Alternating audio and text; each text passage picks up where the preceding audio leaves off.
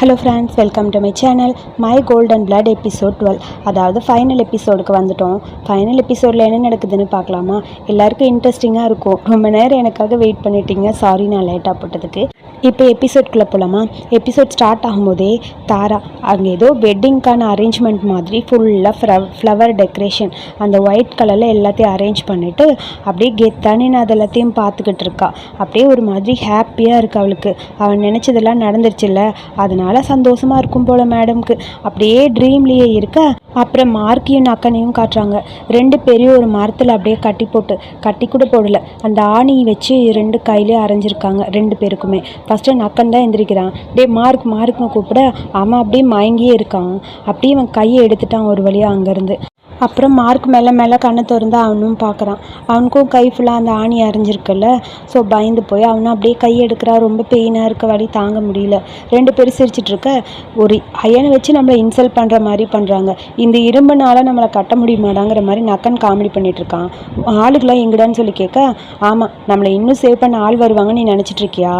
இப்போ நீ எல்லா வேம்பியர்ஸ்க்கு எதிராக தாண்டா வார் பண்ணிகிட்ருக்க, புரியுதா அப்படிங்கிற மாதிரி கேட்க உடனே அப்படியே மார்க் சொல்கிறான், டோங்குன்னா நான் என்ன வேணாலும் பண்ண ரெடியாக இருக்கேன்னு சொல்லி வலிக்குதுன்னு சொல்லி பெயின் வேற ஒரு பக்கங்கிற மாதிரி யோசிச்சிட்டே இருக்கான். சரி அடுத்தமும் என்ன அப்படிங்கிற மாதிரி நக்கன் கேட்குறான், ஏதாவது பிளான் வச்சுருக்கியான்னு. மார்க் அப்படியே யோசிச்சுட்டு ஆன்ட்டி வான்த்தை தான் நம்ம போய் கேட்கணும் அப்படின்னு சொல்ல வானாங்கிற மாதிரி அப்படியே ரெண்டு பேரும் ஷாக்காக பார்த்துட்ருக்காங்க. கண்டிப்பாக நமக்கு ஹெல்ப் பண்ணுவாங்க வாடா அப்படிங்கிற மாதிரி நக்கனை கூப்பிட்டுட்டு மார்க் அந்த பக்கம் போயிட்டான். ஒரு வழியாக டோங்க வந்து தாரா அவளோட இடத்துக்கு கூட்டிகிட்டு வந்துட்டா.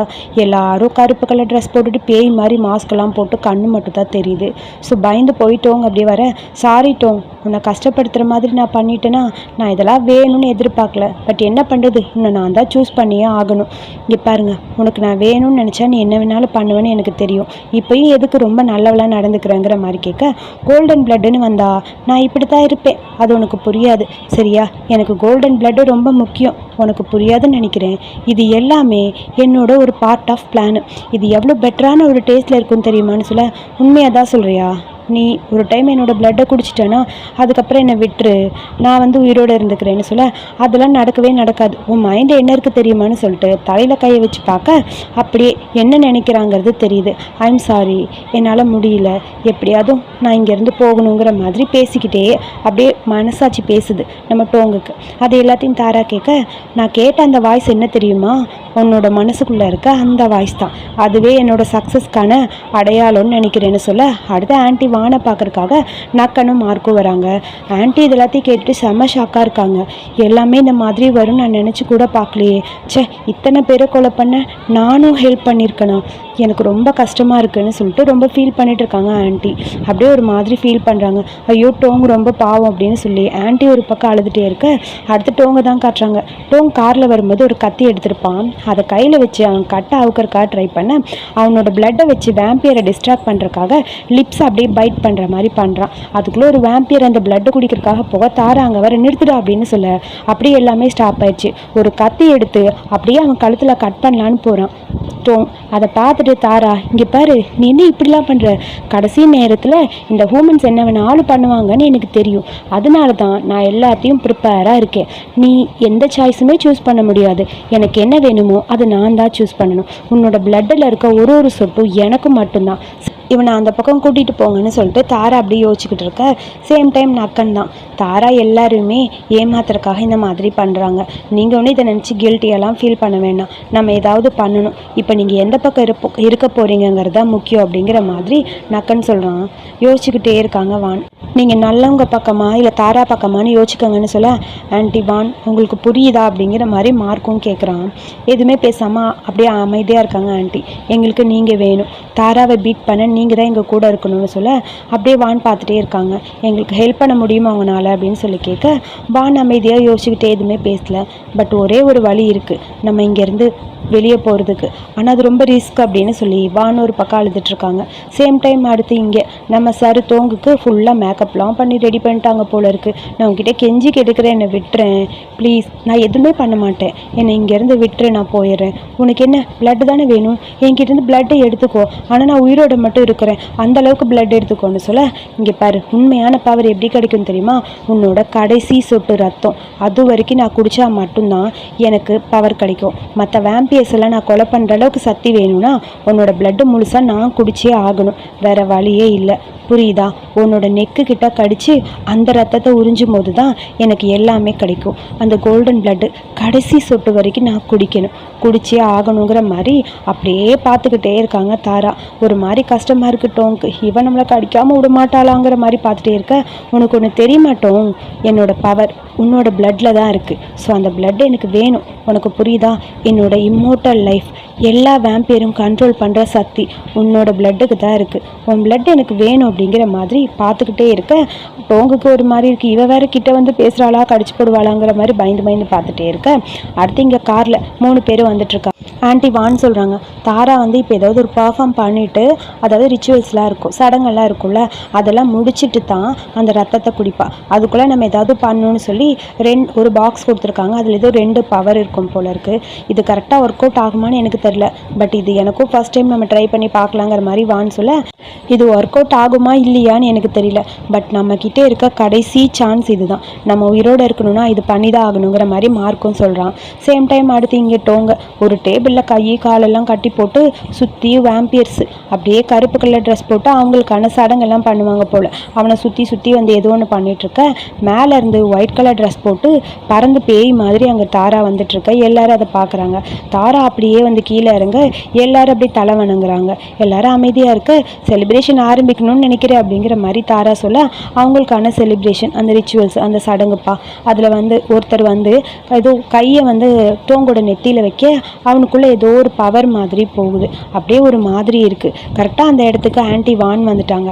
அவங்க பவர் மூலமாக அந்த இடத்தையே சுற்றி இந்த மாய வலைன்னு சொல்லுவாங்களே அந்த மாதிரி ஏதோ ஒன்று பண்ணுறாங்க.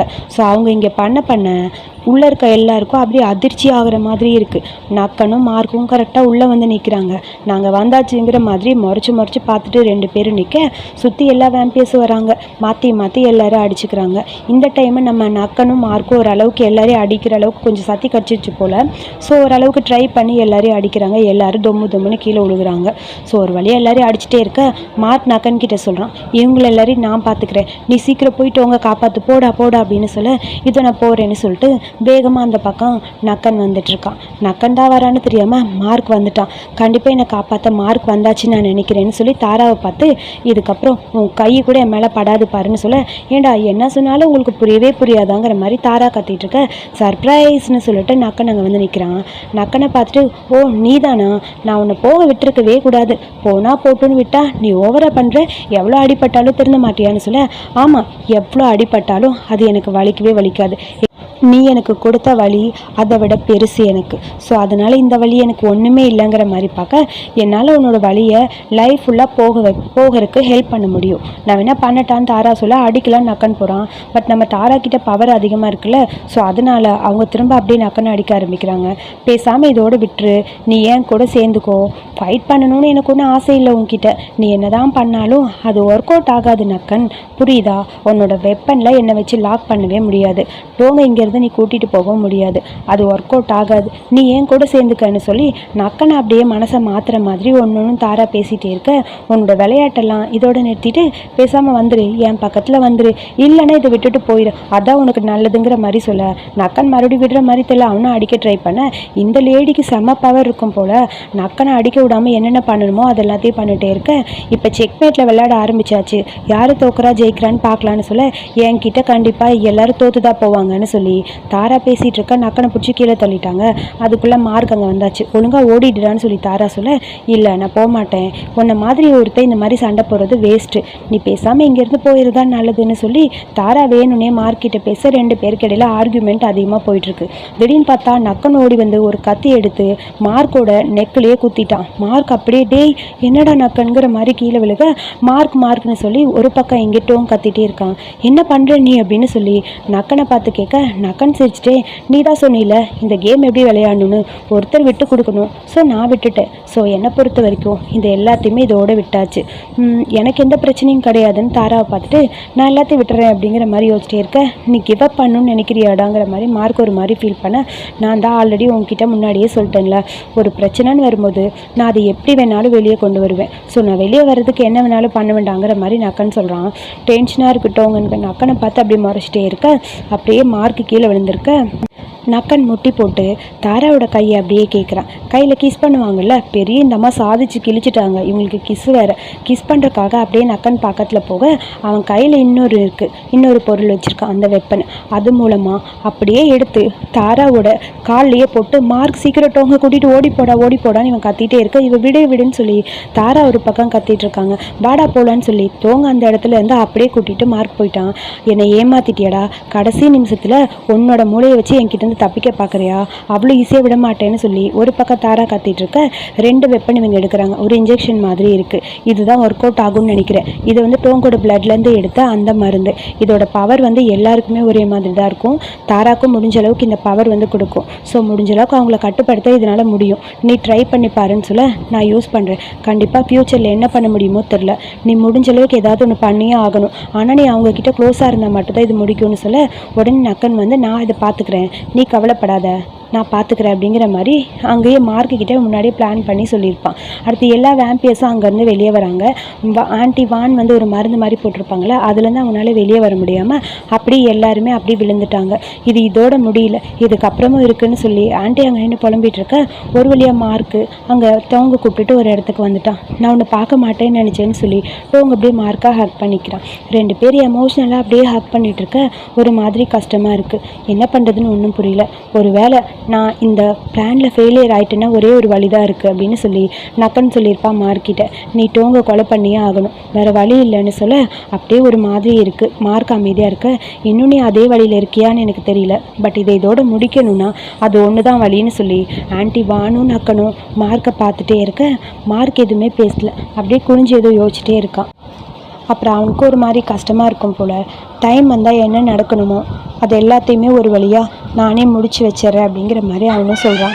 நக்கன், பரவாயில்ல, எனக்கு புரியும் இது எந்த வழியில் முடியும்னு. நல்ல வழியில் முடிஞ்சால் நல்லது தான், பட் அப்படி முடிக்கலன்னா என்னன்னு எனக்கு தெரில. நம்ம லவ் பண்ணுறவங்கள நம்ம கையில் சாகடிக்கிறது எவ்வளோ கஷ்டம்னு எனக்கு தெரியும். அது ஒரு கெட்ட கனவாக நம்ம லைஃப்பில் நம்மளை துரத்திட்டு தான் இருக்கும்னு எனக்கு தெரியும்னு சொல்லி நக்கன் ஒரு மாதிரி எமோஷ்னலாக ஃபீல் பண்ண, மார்க்குக்கு தான் ரொம்ப கஷ்டமாக இருக்குது. மார்க் ஒரு மாதிரி ஃபீல் பண்ணிகிட்டே தான் இருக்கான். ஸோ இந்த எமோஷனல் மூமெண்ட்டு 2 பேரும் ஹக் பண்ணும்போது அப்படியே நினச்சி பார்க்குறான். எல்லாமே முடிஞ்சது டோங்க அப்படின்னு சொல்லி டோங்க பார்த்துட்டு, இப்போ தான் எனக்கு நிம்மதியாக இருக்குன்னு சொல்ல, அதுக்குள்ளே தாரா லேடி அப்படியே அங்கே வானை பார்த்துட்டு வராங்க. நான் எதிர்பார்க்கவே இல்லை நீ என்னை ஏமாத்துவேன்னு, நீ என்னை பழி வாங்கிட்டேன்னு சொல்லி கேட்க, நீங்கள் இந்த மாதிரி பண்ணுவீங்கன்னு நான் நினைக்கல, என்னையே வச்சு எத்தனை பேரை கொலை பண்ணியிருக்கீங்க, உங்களுக்கு ஹெல்ப் பண்ண பார்த்தீங்களா, என்ன சொல்லணும், முதல் ஆளாக நான் தான் ஹெல்ப் பண்ணியிருக்கேன் எல்லாத்துக்கும், எனக்கு ரொம்ப கஷ்டமாக இருக்குன்னு சொல்ல, பரவாயில்ல நீ என்னை பழி வாங்குறதுக்கு இவ்வளோ தூரம் வந்துட்டியா, பட் எனக்கு நிறைய ஹெல்ப் பண்ணியிருக்க, தேங்க்யூ. ஆனால் டோங்கோட பிளட் மூலமாக அந்த மருந்தை கண்டுபிடிச்சி கொடுத்தது நீ தான். அந்த மருந்தை வச்சு நான் எல்லாரையும் காப்பாற்றுவேன் அப்படின்னு நீ நினச்சிட்டு இருந்தியா? அந்த மருந்து எதுக்கு தெரியுமா? லூஸு, உனக்கு புரியல. அந்த பிளட்டோட பர்ஃப்யூமை நீ எனக்கு செஞ்சு கொடுத்ததுக்கான காரணம் என்னோட பவரை பூஸ்ட் பண்ணுறதுக்கு தான். என்னோட பவர் இன்னும் கொஞ்சம் பூஸ்டிங் ஆகிட்டே இருக்குன்னு சொல்ல, நீ எல்லாம் ஒரு பொண்ணா, நீலாம் ஏன் இப்படி பண்ணன்னு சொல்லி ஆன்டி வான் அவங்க பாட்டுக்கு எமோஷனலாக கத்திட்டே இருக்க, எல்லாமே நான் தான் ஆரம்பித்தேன், எல்லாத்தையுமே நான் தான் முடிப்பேன். அந்த லேபு, கோல்டன் பிளட்டு எல்லாமே என்னோட கண்ட்ரோல், எனக்காக மட்டும்தான் அது ரெடியாச்சு. அதுக்கப்புறம் நீ வாழணுமா இல்லை சாகணுமான்னு முடிவு பண்ணக்கூடியது நான் நீ வாழணும்னு நினச்சேன்னா நீ வாழ்ந்துட்டு போன்னு விட்டுருவேன். நீ செத்து போகணுன்னு நினச்ச, கண்டிப்பாக நான் நினைக்கிற மாதிரி நீ செத்து போயிடுவ, புரியுதான்னு சொல்லி கழுத்தில் கையை வச்சு மேடம் அப்படியே மிரட்டிகிட்டே இருக்க, எதுவுமே பேசாமல் ஆன்டி வான் அப்படியே அமைதியாக இருக்காங்க. வேம்பியராக இருந்தாலும் ஆன்டி அப்படியே பவர்ஃபுல்லாக போக அப்படியே கீழே விழுந்துட்டாங்க. இதுக்கப்புறம் உன்னோட லைஃப்பை எத்தனை பேருக்கு நீ சாக்ரிஃபைஸ் பண்ண போகிறேன்னு புரியலட்டும், ஒழுங்காக வெளியே வந்துரு, உனக்கு நல்லதுன்னு சொல்லி தாரா ஒரு பக்கம் கத்திட்டு இருக்க, ஆன்டி வான் அப்படியே இறந்து போயிட்டாங்க. நக்கன் அங்கேருந்து வேகமாக வரான், பட் அவன் தாரா பின்னாடி வந்துட்டே இருக்க, நக்கனை அப்படியே ஒரு அடி அடிக்க டம்முன்னு அவனும் கீழே விழுகிற மாதிரி போயிட்டான். திரும்பி பார்த்துட்டு அவனை பார்த்து, இதுக்கப்புறமா நீ இந்த ஹைட் அண்ட் சீக் விளையாடாமல் ஒழுங்காக வெளியே வந்துரு, உனக்கு முக்கியமான எல்லாருக்கும் இங்கே அடிபட்டுட்டு இருக்கு, எல்லாரும் செத்து போகிற நிலைமையில் இருக்காங்கன்னு சொல்ல, நக்கன் வந்து தாராவோட காலுக்கடியில் இருக்கான். பிளாக்மெயில் பண்ணி எப்படியாவது டோங்கை வெளியே கொண்டு வரக்காக தாரா ட்ரை பண்ணிகிட்ருக்காங்க. இதெல்லாம் பார்க்கும்போது அப்படியே ஒரு மாதிரி இருக்குது டோங்க்கு. இதுக்கும் மேலேயும் முடியல என்னால். இந்த மாதிரி நடக்கும்னு நான் நினச்சி கூட பார்க்கல. எல்லாருக்கும் என்னால் தான் கஷ்டம். ப்ளீஸ் என்னை விட்டுரு. எனக்கு எதுவுமே வேணாம், எதுவுமே எனக்கு தேவையில்லை. என்னால் எல்லாருக்குமே பிரச்சனை. நான் இல்லைன்னா எல்லாமே சரியாயிடும்ல. என்னோடய பேரண்ட்ஸு, டோங்லா, அப்புறம் சுற்றி இருக்க எல்லாரும் என்னால் தானே கஷ்டப்படுறாங்க. வேண்டாம், திரும்ப திரும்ப எல்லாரையும் கஷ்டப்படுத்த விரும்பலைன்னு சொல்லி டோங் அழுதுகிட்டே இருக்க, இதில் ஓன் தப்பு எதுவுமே இல்லை டோங், ப்ளீஸ் புரிஞ்சுக்கோன்னு மார்க் சொல்கிறான். எப்படி சொல்ல முடியும்? இப்போ உன் இடத்துல நான் இருந்தால் என்ன பண்ண முடியும்? யோசிச்சுப்பாரு. வேணாம், என்னால் இது முடியல. உனக்கும் என்னால் தானே பிரச்சனை. என்னால் அதை ஏற்றுக்கவே முடியலன்னு சொல்லிட்டு ஒரு மாதிரி ஃபீல் பண்ணிகிட்ருக்கான் டோங்கு. மார்க்குக்கு என்ன பேசுறதுன்னு புரியல. மார்க், நான் சொல்கிறத கேளு, நீ என்ன கொலை பண்ணிடு மார்க் அப்படின்னு சொல்லி மார்க்கை பார்த்துட்டு டோங் கேட்க, மார்க் அப்படியே திரும்பினான். அவனை பார்க்க கூட இல்லை. அவன் கண்ணை பார்த்து அவனால் பேச முடியல. ப்ளீஸ் புரிஞ்சுக்கோ, ஒரே ஒரு வழி தான் இருக்குது. நீ என்ன சாகடிக்கணும், என்னோடய பிளட்டை நீ எடுத்துக்கணும். எனக்கு தெரியும் அது ரொம்ப கஷ்டம்னு. ஆனால் யோசிச்சுப்பாரு, அந்த தாரா கிட்ட கொடுத்து அவளோட பவர் அதிகமாகிறதுக்கு நீ இருந்தால் எனக்கு ஓகே. நீ தாராவை தோக்கடிக்கணும்னு நினச்சேன்னா இது ஒரு வழி தான் இருக்குது. ப்ளீஸ் புரிஞ்சுக்கோ, என்னோட ரத்தத்தை நீ எடுத்துக்கோன்னு சொல்லி டோங் பேச மார்க் அப்படியே அழுதுகிட்டே இருக்கான். அவன் கண்ணை கூட அவனால் பார்க்கவே முடியல. ப்ளீஸ் என்னோடய பிளட்டை நீ எடுத்துக்கோன்னு சொல்லி அவன் சொல்கிறான். என்னால் முடியாதுங்கிற மாதிரி மார்க் அந்த பக்கம் போக, ப்ளீஸ் புரிஞ்சுக்கோ மார்க், நான் சொல்கிறது கேளுன்னு சொல்ல அவனை பார்க்கவே இல்லை. அந்த பக்கம் திரும்பிகிட்டே இருக்கான். ஒரு செகண்ட் கூட அவனால் பார்க்கவே முடியல. ரெண்டு பேருக்கு இடையில நடந்த குட்டி குட்டி மூமெண்ட்ஸ் எல்லாமே அப்படியே காட்டுறாங்க. ஃபர்ஸ்ட் எபிசோடில் ரெண்டு பேரும் ஃபஸ்ட்டு மீட் பண்ணது, அதுக்கப்புறம் ரெண்டு பேரும் சாப்பிட்டது, அப்புறம் நம்ம சார் அப்படியே கிஸ் பண்ணியிருப்பார்ல ஃபஸ்ட்டு கிஸ்ஸு, அப்புறம் ரெண்டு பேரும் அந்த பீச்சில் ஹக் பண்ணது, இப்படி இவங்க இடையில நடந்த எல்லா மூமெண்ட்டுமே அப்படியே கண்ணு முன்னாடி வருது. ஹாப்பி மூமெண்ட் எல்லாத்தையுமே யோசிச்சுட்டே அப்படியே டோங் மார்க் ரெண்டு பேரும் இருக்காங்க. டோங் சொல்கிறான், நீ என் பிளட்டை குடிச்சேன்னா நான் உன்னை விட்டு எங்கேயுமே போக மாட்டேன், உனக்குள்ளே தானே இருப்பேன். உன்னோட இன்னொரு பாதியாக நான் உன் கூட தான் இருப்பேன். அது உனக்கு புரியுதுல்ல? ப்ளீஸ் என்னோடய பிளட்டை நீ குடிச்சிக்கோ. எப்பயுமே நான் உன் கூடயே இருக்கணும்னு ஆசைப்பட்றேன். ப்ளீஸ் என் பிளட்டை குடி அப்படின்னு சொல்லி ரொம்ப கெஞ்சி கேட்டுகிட்டே இருக்கான்ட்டோம். ஒன்றுமே முடியல. அப்படியே மார்க் அமைதியாக குனிஞ்சிட்டே இருக்க, இப்போ நீ மட்டும் இது பண்ணல, தாரா கண்டிப்பாக ஜெயிச்சிருவாங்க. என்னோடய லைஃப் ஃபுல்லாக நான் உன் கூட தான் இருக்கணும்னு ஆசைப்பட்டேன். உன்னோட பாதியாக உன் பக்கத்துலேயே இருப்பேன். ப்ளீஸ் என்னோடய பிளட்டை குடிச்சிக்கோன்னு சொல்லி டோங் ரொம்ப அழுதுகிட்டே இருக்க மார்க்னால முடியல. கொடுமையான விஷயம் என்னென்னா, நம்ம லவ் பண்ண ஒரு பர்சனை நம்ம கையால் சாகடிக்க யாருனாலையும் முடியாது. அதை பார்த்துட்டு அப்படியே மார்க் அழுதுகிட்டே இருக்க, லைஃப்பில் நான் கூட இருக்கணும்னு ஆசைப்பட்டேன்னா என்னோடய பிளட்டை குடிடான்னு சொல்லிட்டு அவனை டார்ச்சர் பண்ணுற மாதிரி டோங் பேசிகிட்டே இருக்கான். அதுக்கப்புறம் அவங்களோட கண்ணு முன்னாடி, அதாவது இமேஜினேஷனில் கல்யாணம், டான்ஸு, ரிங்கு மாற்றுறதுன்னு அப்படியே ஒன்று போயிட்டே இருக்க, மார்க் அப்படியே வேம்பியராக மாற ஆரம்பிச்சிட்டான். வேம்பியராக மாறிட்டான். அப்படியே அவன் கழுத்தை கடிச்சு அவன் கழுத்தில் இருக்க பிளட்டை கொஞ்சம் கொஞ்சமாக குடிக்க ஆரம்பிச்சிட்டான். சீரியஸ்லியாக சொல்கிறேன், நைட்டு ஃபஸ்ட்டு இந்த சீனு பார்க்கும்போது இதுக்கப்புறம் பார்க்கவே வேணாங்கிற அளவுக்கு அவ்வளோ எமோஷ்னல், அவ்வளோ ஒரு அழுகை. நான் பாதியில் ஸ்டாப்பே பண்ணிட்டேன் இந்த சீரீஸ், இந்த சீனுக்கு அப்புறம். அதுக்கப்புறம் தான் நான் கொஞ்சம் இன்ஸ்டாவில் ரீல்ஸ்லாம் பார்த்துட்டு, சரி இதுக்கப்புறம் நம்ம பார்க்கலாம் எண்டிங்குன்னு சொல்லிட்டு தான், எண்டிங் நான் நினச்ச மாதிரி இல்லை வேறு மாதிரி இருக்குன்னு சொல்லிட்டு தான் திரும்ப நான் பார்த்தேன். இந்த சீன் பார்த்தீங்கன்னா எல்லாருக்குமே அப்செட் ஆயிரும். அப்படியே ஒரு மாதிரி எமோஷ்னலாக இருக்கும். எதிர்பார்க்கவே இல்லை. அதுவும் ரெண்டு பேரோட ஆக்டிங் அப்படி இருக்கும். அவன் அந்த பிளட்டை குடிக்க கண்ணுலேருந்து தண்ணியாக வந்துகிட்டே இருக்கும். அழுதுகிட்டே இருப்பான். அவன் பிளட்டு வாய் ஃபுல்லாக இவனுக்கு இருக்கும். அப்படியே ஒரு மாதிரி இருக்க டோங் அப்படியே இறந்து போயிட்டான். டோங் அப்படியே அங்கே கீழே படுக்க வச்சுட்டு மார்க் அவனை பார்த்து அழுதுகிட்டே இருக்கான்.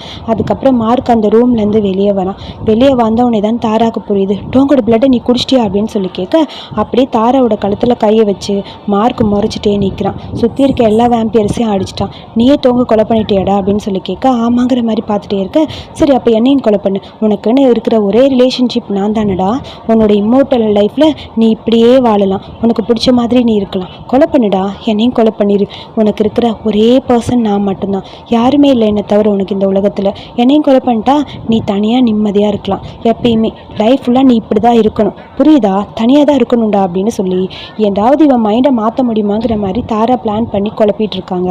அதை கேட்டோடனே அப்படியே ஒரு மாதிரி ஆகுது. அப்படியே மார்க் அவங்கள விட்டுட்டு கீழே உட்காந்து குனிஞ்சு அழுதுட்டு இருக்க, இவன் கத்தியிலே ஒரு குத்திட்டா அந்த தாரா. மார்க் அதை பிடிச்சிட்டு அப்படியே அமைதியாக உட்காந்துருக்கான். இங்கே பாரு, நீ ஹியூமன்ஸ் மாதிரி யாராவது எமோஷ்னலாக பேசினா டோட்டலாக மாறிடுவேன் மார்க், யோசிச்சு பாரு, உன் லைஃப்பில் என்ன நடக்குதுன்னு அப்படின்னு சொல்லிட்டு நக்கன் சொன்ன ஞாபகம் இருக்குதா, என்னோட லைஃப்பில் நீ ஒரு டாக் மாதிரி, அது கரெக்டா அப்படின்னு சொல்லி பார்க்க நக்கன் சொன்னது கரெக்டு தான். நீ என்ன நாய் மாதிரி தான் பார்ப்பேன்னு அவன் சொன்னான். அதே மாதிரி தான் உன்னோட லாயல் டாக் தானே நான், அப்படி தானே என்ன நினச்சிட்டு இருந்தேன். என்னை உன் பையனை நீ என்னைக்காவது நினச்சிருப்பியா? நினைக்கவே இல்லை. நான் தான் உன்னை அந்த மாதிரி நினச்சேன்னு சொல்ல, உனக்கு உண்மை தெரிஞ்சிருச்சா மார்? அதான் உண்மை, இப்போ தான் உனக்கு உண்மை தெரிஞ்சிருக்கு அப்படின்னு தாரா அவங்க பாட்டுக்கு பேச ஆரம்பிக்கிறா. ஸோ அப்படியே எமோஷ்னலாக இருக்குது மார்க்குக்கு. திடீர்னு பார்த்தா பின்னாடி நக்கன் அப்படியே தாராவோட கழுத்தை பிடிச்சிட்டான். சீக்கிரம் ஒரே ஒரு வழி தான் இருக்குது, இவளை கொலை பண்ணிடு, இவளை கொலை பண்ணிடுன்னு சொல்ல, கொலை பண்ணு மார், உன்னோட ஒரே சொந்தம் நான் தானே, கொலை பண்ணு, என்னை கொலை பண்ணிட்டா நீ தனியாக இருக்கலாம். இந்த உலகத்தில் உனக்குன்னு யாருமே இல்லை, உனக்குன்னு ஒரு ஃபேமிலியே கிடையாது, உன்னோட ஃபேமிலின்னு நான் மட்டும்தான் இருக்கேன், என்னை கொலை பண்ணுன்னு சொல்ல எமோஷ்னலாக அவள் பேச மார்க்குக்கு அப்படி டோட்டலாக எல்லாமே மாறுது. ஒரு மாதிரி இருக்குது. எதுக்குடா வெயிட் பண்ணிட்டு இருக்க, சீக்கிரம் பண்ணுடா, நமக்கு கிடைச்சிருக்க ஒரே சான்ஸ் இதுதான், கொலை பண்ணுடான்னு சொல்லி நக்கன் ஒரு பக்கம் கத்திட்டே இருக்க, எனக்கு என்னோட ஃபேமிலி எல்லாமே போனதுக்கு காரணம் நீ தான், என்னோட மொத்த ஃபேமிலியே அழிச்சது நீ தான், என்னோட டோங்கை என் கையால் கொலை பண்ண வச்சது நீ தான், நீ என் ஃபேமிலியே கிடையாதுன்னு சொல்லி அப்படியே அவளை கொலை பண்ணுறக்காக கத்தி எடுத்து விட, அந்த கத்தி பின்னாடி இருந்த நக்கனோட வெளியே வந்துருச்சு. அதாவது தாராவையும் குத்தி பின்னாடி இருக்க நக்கனையும் அப்படியே செஸ்டில் குத்தின மாதிரி இருக்குது. மார்க் அதை எதிர்பார்க்கவே இல்லை. நக்கன் அப்படின்னு சொல்லி ஒரு மாதிரி ஆயிடுச்சு. ஏன்னா நக்கன் தான் அவனுக்கு இந்த அளவுக்கு இப்படி ஹெல்ப் பண்ணியிருப்பான். ஃபர்ஸ்ட் எபிசோட்லேருந்து பார்த்தா நக்கனை 10வது எபிசோடு வரைக்குமே நக்கனை வில்லனாக தான் காட்டியிருப்பாங்க. கடைசி இந்த 2 எபிசோடில் நக்கன் தான் அவனுக்கு இவ்வளோ ஹெல்ப் பண்ணான். நக்கன் வாயிலேருந்து பிளட் வருது. தேங்க்ஸ் மார்க், ரொம்ப தேங்க்ஸ்னு சொல்ல, ஃபைனலி எனக்கு பிடிச்ச பர்சனை நான் மீட் பண்ணுறதுக்கு ஒரு சான்ஸ் கிடச்சிருச்சு, உன்னால தான் கிடச்சிது, தேங்க்யூ அப்படின்னு சொல்லிட்டு அப்படியே அவன் கீழே விழுந்துட்டான். அதை பார்க்கும்போது மார்க்குக்கு ஒரு மாதிரி இருக்குது. ஏன்னா ஒரு பக்கம் தாரா இறந்து போனதுக்கெலாம் ஃபீல் பண்ணல, நக்கன் இறந்து போயிட்டானே, அதுவும் நானே குத்திட்டேனேங்கிற மாதிரி ஃபீல் பண்ணேன். அங்கே டோட்டலாக இருக்க எல்லா வேம்பியர்ஸுமே இறந்து போயிட்டாங்க. அங்கே இருக்க மார்க்கோட கை ஃபுல்லாக பிளட்டு, அப்படியே ஒரு மாதிரி இருக்குது அவனுக்கு. அப்புறம் அவன் டோங்கை பார்க்கறக்காக வந்து பார்க்குறான். டோங்கோட பிளட் எல்லாம் குடிச்சிட்டனால அவன் உடம்பு அப்படி வெள்ளையாக மாறிடுச்சு. ஐ எம் சாரி டோங், நான் உன்னை ரொம்ப கஷ்டப்படுத்திட்டேன், நான் உனக்கு பண்ண ப்ராமிஸ் நான் காப்பாற்றவே இல்லை, உன்னை ப்ரொடெக்ட் பண்ணுவேன்னு சொன்னேன், பட் உன்னை என்னால் ப்ரொடெக்ட் பண்ணவே முடியல, என்னோட ப்ராமிஸை நான் பிரேக் பண்ணிட்டேன்னு சொல்லி அழுதுட்டு அப்படியே அவன் கிஸ் பண்ண ஆரம்பிக்கிறான். அவன் லிப்ஸில் கிஸ் பண்ணும்போது அவனோட அந்த ஹீலிங் பவர் கொஞ்சம் கொஞ்சமாக மார்க்கோட உடம்புல இருந்து டோங்கோட உடம்புக்கு போக ஆரம்பிக்குது. டோங்குக்கு லைட்டாக உயிர் வருது. அதாவது ஃபுல்லாக உயிரெலாம் வரல, சும்மா லைட்டாக டெம்பரவரியாக வந்த மாதிரி இருக்குது. அவன் அப்படியே கண்ணை திறந்து பார்க்க, டோங் நீ எந்திரிச்சிட்டியா, இப்போ எனக்கு கோல்டன் பிளட் இருக்குல்ல, இப்போ என்னால் உனக்கு திரும்ப உயிர் கொடுக்க முடியும்ல, நான் ட்ரை பண்ணுறேன், என்னோடய ஹீலிங் பவர் மூலமாக உனக்கு கண்டிப்பாக உயிர் கொடுப்பேன்னு சொல்ல, இல்லை மார்க், எனக்கு உயிரெல்லாம் திரும்ப வராது, ஜஸ்ட் இது டெம்பரவரியாக தான் வந்திருக்கு, அப்படி தான் எனக்கு தோணுது, நான் ஃபுல்லாக சரியாயிட்டேனால என்னால் சொல்ல முடியலன்னு சொல்லி அவன் அப்படியே பேசிகிட்டே இருக்கான். இதை பார்க்கும்போது அப்படியே ஒரு மாதிரி இருக்குது. ப்ளீஸ் டோங், என் கூடயே இரு, என்னை விட்டு போயிடாது, ப்ளீஸ் டோங்னு சொல்லி மார்க் அப்படியே ஒரு பக்கம் கெஞ்சிட்டே இருக்கான். டோங் அவனை பார்க்கும்போது, உன்னோட பவர் மூலமாக இப்போதைக்கு என்னால் டெம்பரவரியாக தான் எந்திரிச்சிருக்க முடியுது, லைஃப் ஃபுல்லாக நான் உன் கூடயே இருக்கணும் மார்க், அது நடக்குமாங்கிற மாதிரி அப்படியே ஃபீல் பண்ணிவிட்டு அவன் பேசிகிட்டே இருக்கான். மார்க் அவனை பார்த்தா அழுதுகிட்டே இருக்க, எனக்கும் உன்ன மாதிரி இம்மோர்டல் லைஃப் வேணும், மார்க் மாதிரியே வேணும், அது எனக்கு கிடைக்காதில்ல, எப்பயுமே கிடைக்காதில்லன்னு சொல்ல, மார்க்குக்கு லைட்டாக அப்போ தான் ஏதோ ஒன்று தோணுது, நம்ம 2 பேரும் ஒன்றா இருக்க முடியாதுன்னு சொல்லி இவன் அழுக, நீ உண்மையாக தான் சொல்கிறியா, உனக்கும் என்ன மாதிரி இம்மோர்டல் லைஃப் வேணுமா அப்படின்னு மாதிரி பார்த்துட்டே இருக்க, நீ கிடைப்பேனா என்னால் எது வேணாலும் பண்ண முடியும் அப்படின்னு சொல்லிட்டு அப்படியே கொஞ்சம் கொஞ்சமாக அமைதியாக அவனோட உயிர் அவனை விட்டு போயிட்டே இருக்குது. உன் கூட எப்பயுமே நான் இருக்கணும்னு சொல்லிகிட்டே இருக்க, மார்க்கு பையன் திடீர்னு அவன் கையை அப்படியே கடிச்சிட்டான். அவன் கையிலேருந்து பிளட்ஸ் நிறையா வருதா, அந்த பிளட்டு எல்லாத்தையுமே மார்க் வந்து டோங்கோட வாயில் அப்படியே கொடுக்குறான். ஸோ என்னோட பிளட்டை நீ குடி அப்படின்னு சொல்லி கொடுக்க, அதாவது வேம்பியரோட பிளட்டை நம்ம குடிச்சா நம்மளும் வேம்பியராக மாறிடுவோம் போல இருக்குது. ஸோ டோங்கு பையனுக்கு இந்த என் பிளட்டை குடிச்சு நீயும் வேம்பியராக வாடா என் கூடங்கிற மாதிரி கொடுக்குறான். அவனும் அந்த பிளட்டை குடிச்சிட்டே இருக்கான். திடீர்னு பார்த்தா ஒரு செகண்ட் ஸ்டக்கான மாதிரி இருக்குது. அப்படிங்கிற மாதிரி கண்ணெல்லாம் ஒரு மாதிரி மாறிட்டு அப்படியே கண்ணெல்லாம் மூடிட்டான். அடுத்த செகண்ட் பார்த்தா ஒரு ட்ரீம் வேர்ல்டுக்குள்ளே போயிட்டான். அந்த வேர்ல்டில் சுற்றியும் பிளாக் அண்ட் ஒயிட்டாக இருக்குது. அப்படியே சுற்றி டோங் ஒரு இடத்தையும் பார்த்துட்டே இருக்கான். அங்கே ஒரு ரோஸ் இருக்குது. அந்த ரோஸை கையில் எடுக்கிறான். அந்த ரோஸை அவன் கையில் எடுத்து ஸ்மெல் பண்ண உடனே அந்த பிளாக் அண்ட் ஒயிட்டில் இருக்கிற அந்த இடம் எல்லாமே அப்படியே கலராக மாற ஆரம்பிக்குது. அங்கேருந்து சாருக்கு உயிர் வந்துடுச்சு. வேம்பியராக டோட்டலாக மாறிட்டான். இப்போ நம்ம டோங்கு பையனும் வேம்பியர் ஆகிட்டான். ஒரு வேம்பியர் கூட சேர இவனும் இவனும் வேம்பியராக வந்துட்டான் போல இருக்குது, நான் வந்துட்டேன் அப்படின்னு சொல்லி மார்க்கை பார்க்க வெல்கம் பேக் டோங் அப்படின்னு சொல்லி மார்க் அப்படியே டோங்க பார்க்குறான். 2 பேர் எமோஷ்னலாக அப்படியே கிஸ் பண்ண ஆரம்பிக்கிறாங்க. கிஸ்ஸு கொஞ்சம் லென்த்தியாக அப்படியே போயிட்டே இருக்க ஒரு வழியாக இப்போ டோங்கு மார்க் 2 பேரும் ஒன்றா சேர்ந்துட்டாங்க. பட் அவங்க வந்து வேம்பியர்ஸாகவே சேர்ந்துட்டாங்க. அப்புறம் ஆர்பனேஜ் தான் காட்டுறாங்க. ஆர்பனேஜில் டோங்கு பையன் எல்லாருக்கும் குழந்தைகளுக்கு ஒரு ஸ்டோரி சொல்கிறான். அந்த ஸ்டோரி ஷார்ட்டாகவே சொல்லிடுறேன். ஒரு மான்ஸ்டருக்கு ஒரு ஹூமன் மேலே லவ் வருது. கடைசியில் 2 பேர் பிரிஞ்சு போகிற நிலமை வரும்போது அந்த ஹூமனை மான்ஸ்டராக மாற்றி எமோஷ்னலாக என்னோட ஹார்ட் உனக்கு தான் அப்படிங்கிற மாதிரி 2 பேரும் அப்படியே மான்ஸ்டராகவே லவ் பண்ண ஆரம்பிச்சிட்டாங்க. ஒரு ஹூமன் மான்ஸ்டராக மாறிடுச்சு. ஸோ 2 பேரோட லவ் வந்து உண்மையான லவ் அப்படிங்கிற மாதிரி டோங் சொல்லிட்டு இருக்க. உண்மையாவா? ஆமாம், மான்ஸ்டருக்கு ஸ்பெஷல் பவர் நிறையா இருக்குல்ல. ஸோ அந்த மனுஷனையும் மான்ஸ்டராக மாற்றிட்டு 2 பேரும் அதுக்கப்புறம் அவங்களோட லைஃப்பை ரொம்ப ஹாப்பியாக வாழ்ந்துட்டுருக்காங்க மற்ற கப்பிள்ஸ் மாதிரின்னு சொல்ல, இதெல்லாம் உண்மைதானா, இது உண்மையான ஸ்டோரியா அப்படிங்கிற மாதிரி ஒரு குட்டி பையன் கேட்குறான். ஆமாங்கிற மாதிரி கண்ணை பார்க்க கண் அப்படியே வேம்பியராக மாறிடுச்சு. ஸோ இவனோட கதை தான் மான்ஸ்டர்னு மாறி இருக்கு போல். அதுக்குள்ளே அங்கே மார்க் வரான். டைம் ஆயிடுச்சு போகலாமா அப்படின்னு சொல்லி கேட்க, போகலாம், கண்டிப்பாக போகணும்னு சொல்லிட்டு இருக்க. ஸோ அதுக்கப்புறம் இப்போ கோல்டன் பிளட்டு இந்த ஆர்ஃபனேஜில் ஒரு குழந்தைக்கு இருக்குது, ஒரு பொண்ணு. அவள் உட்காந்து அப்படியே கிட்டார் ப்ளே பண்ணிட்டு இருக்க. அவளை பார்க்கறக்காக மார்க்கும் டோங்கும் போகிறாங்க. அவகிட்ட உண்மையை சொல்லிடலாமா அப்படிங்கிற மாதிரி 2 பேரும் யோசிக்க, நீ பயப்பட வேணாம், அவகிட்ட உண்மையே சொல்லிடு, அதான் அவளுக்கும் நல்லதுன்னு சொல்ல, கண்டிப்பாக நான் சொல்ல போகிறேன்னு சொல்லிட்டு ஒரு சின்ன பன்னு பர்த்டே போல் அந்த பொண்ணுக்கு எடுத்துகிட்டு போக, நர்வஸ் ஆகாமல் சொல்லுன்னு டோங்க பார்த்து சொல்ல, இது எப்படி வரும்னு எனக்கு தெரில, பட் கண்டிப்பாக அவகிட்ட சொல்லுவேன்னு சொல்லி அந்த பொண்ணுக்கிட்ட போய் டோங் சொல்கிறான். நான் உங்ககிட்ட ஒரு முக்கியமான ஒன்று சொல்லணும், அதை நீ எப்படி புரிஞ்சுப்பான்னு எனக்கு தெரியாது. உன்னோட பிளட் வந்து ரொம்ப பவர்ஃபுல்லான ஸ்பெஷலான பிளட்டுன்னு சொல்ல, ஸ்பெஷல் பிளட்டா, என்ன சொல்கிறீங்கன்னு சொல்லி கேட்க, ஸோ தனக்கு நடந்த எல்லாத்தையுமே அந்த பொண்ணுக்கு அப்படியே சொல்கிறான். அதாவது ஸ்டோரி மாதிரி சொல்ல, உன்னோட பிளட்டு கோல்டன் பிளட்டு, அந்த பிளட்டு வந்து ரொம்ப ஸ்பெஷல், எப்பயுமே அதை நீ பத்திரமா பார்த்துக்கணும், புரியுதா உனக்கு அப்படிங்கிற மாதிரி சொல்ல, அந்த பொண்ணு சரி ஓகே அப்படிங்கிற மாதிரி சொல்லுவாள். அதாவது இவனை மாதிரி அந்த பொண்ணுக்கு அந்த கோல்டன் பிளட் இருக்கு போல். ஸோ அதனால் அதை ப்ரொடெக்ட் பண்ணும் அப்படிங்கிறதுக்காக இவனும் வேம்பியராக மாறிட்டான். பட் இருந்தாலும் அந்த பிளட்டை வந்து ப்ரொடெக்ட் பண்ணும் அப்படிங்கிற மாதிரி அவன் சொல்லியிருப்பான். அதுக்கப்புறம் இவனோட அந்த பிளட்டை வச்சு அந்த பர்ஃப்யூம் மேக் பண்ணுவாங்கல்ல, ஸோ அதை பற்றி தான் இவன் வந்து எக்ஸ்பிளைன் பண்ணிகிட்டு இருக்கான். ஸோ இது எல்லாருக்குமே வந்து ஹியூமன்ஸ் எல்லாருக்குமே வாழ்றதுக்கு இது ரொம்ப முக்கியம் அப்படிங்கிற மாதிரி எல்லாருக்கும் வந்து தான் சொல்லிட்டு இருக்கான் அந்த பிளட் சாம்பிளை வச்சு. ஸோ கண்டிப்பாக எல்லாருக்குமே ஃப்யூச்சரில் எப்படி இருக்க போகுதுன்னு தெரியல, இது வந்து ரொம்ப முக்கியம், இது எல்லாருக்குமே ரொம்ப இம்பார்ட்டன்ட் அப்படிங்கிற மாதிரி சொல்ல, லெவன் வரும்போது எல்லாமே இப்படி தான் இருக்கும்னு சொல்லி லேபில் இவனோட பிளட்டை இவன் சாம்பிள் கொடுக்க போகிறான். உங்களுக்கு ஓகே தானே, உங்கள் பிளட்லேருந்து நம்ம இந்த மருந்து தயாரிக்கல எந்த பிரச்சனையும் இல்லையான்னு சொல்லி இந்த லேபில் இருக்க அந்த டாக்டர் கேட்குறாரு. எந்த பிரச்சனையும் இல்லை, எனக்கு ஓகே தான், நான் பிளட்டு கொடுக்க ரெடியாக இருக்கேன், என்னோடய கோல்டன் பிளட் வந்து ரொம்ப ஸ்ட்ராங்கானது, சைட் எஃபெக்ட் இல்லாதது, ஸோ இதை வச்சு நீங்கள் எக்ஸ்பிரிமெண்ட் பண்ணுறதுல எனக்கு எந்த பிரச்சனையும் இல்லை அப்படின்னு சொல்லி டோங் சொல்கிறான். ஓகே, நான் வாலண்டரியாக இருந்து கொடுக்கறதுக்கு ரெடியாக இருக்கேன்னு சொல்ல, 100% எனக்கு ஓகேன்னு சொல்லிட்டு ஒரு செகண்ட் மார்க்கை பார்க்க, மார்க் அவனை பார்த்து சிரிக்கிறான். நீ என்ன பண்ணாலும் எனக்கு ஓகே தான் அப்படிங்கிற மாதிரி மார்க் அவனை பார்த்துக்கிட்டே இருக்கான். ஸோ அதுக்கப்புறம் இவனோட அந்த பிளட்லேருந்து மருந்து எடுக்கிறதுக்காக அந்த டீப் டிஸ்கஷன் அங்கே போயிட்டே இருக்குது. மார்க்குக்கும் அதில் விருப்பம் தான். ஸோ அதனால் 2 பேருக்கும் கொஞ்சம் ஹாப்பியாக இருக்குது. அப்புறம் டோங்லா நக்கன் அவங்க ஃபோட்டோஸ் இருக்குது. அவங்க 2 பேரையும் பார்த்துட்டு 2 பேரும் ரொம்ப ஃபீல் பண்ணுறாங்க. இவங்களுக்காக தானே அவங்க 2 பேரே இறந்து போனாங்க. அதுலேயும் நக்கன்னா ரொம்ப பாவம். ஆக்சுவலி அதாவது அவன் கையாலேயே மார்க் கையாலேயே அவனை கொலை பண்ணுவான்னு நினச்சி கூட பார்க்கல. அந்தளவுக்கு ரொம்ப ஒரு மாதிரி எமோஷ்னலான ஒரு டெத் அவனோடது. ஸோ 2 பேர் எமோஷ்னலாக நமக்காக தானே இவங்க 2 பேரும் உயிர் கொடுத்தாங்கன்னு பார்த்துட்ருக்க.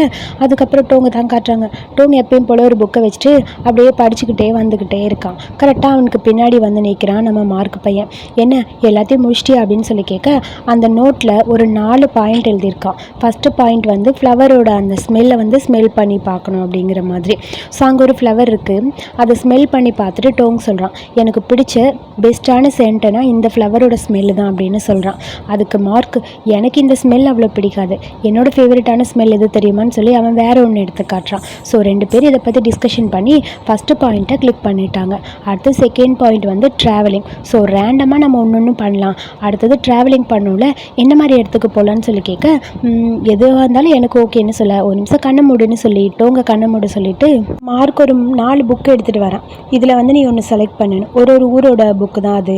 பட் அவன் புக்கெல்லாம் செலக்ட் பண்ணாமல் மார்க்கோட கையை பிடிச்சிட்டு டோங் நான் இதை தான் செலக்ட் பண்ணேன்னு சொல்ல, இது நீ செலக்ட் பண்ண நான் கண்டிப்பாக டிசப்பாயிண்ட் ஆகவே மாட்டேன், ஏன்னா எப்பயுமே இந்த கை உன் கூடியே தான் இருக்குங்கிற மாதிரி அவனை பார்த்து சிரிக்கிறான்.